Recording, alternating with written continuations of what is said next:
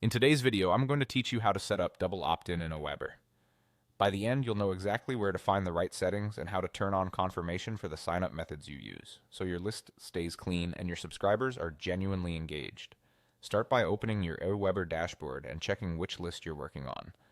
At the top, you'll see the active list dropdown. Make sure the correct list is selected because these settings apply only to the list you choose. With the right list active, look for the List Options tab. Click that, then select List Settings. This is your control center for how this particular list behaves. Next, we'll move to the place where double opt-in is managed. On the left-hand side menu, click Confirmation Message.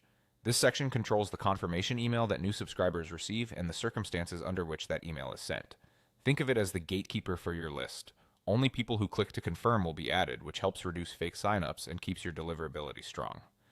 Now scroll down to the area labeled Confirmation Message Settings. Here you'll see toggles for different signup sources. To enable double opt-in for a specific method, turn its switch to blue, which indicates enabled. You'll have options for Aweber forms, landing pages, and API imports.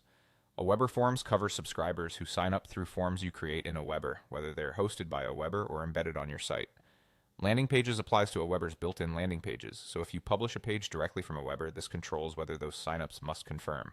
API when imports covers people added through third-party tools connected to Aweber or when contacts are brought in via an import. Enabling any of these means those subscribers will receive a confirmation email and must click to join your list. Choose the methods that match how you collect subscribers. If you use multiple sources, enable each one you rely on. If you don't use a particular method, you can leave its toggle off. This gives you fine-grained control over where confirmation is required. That's all there is to it. Confirm you have the right list selected, open List Settings, under List Options, go to the Confirmation Message section, and enable the toggles and confirmation message settings for the sign-up methods you use. With those settings in place, you'll be running a compliant, high-quality, double opt-in list in Aweber.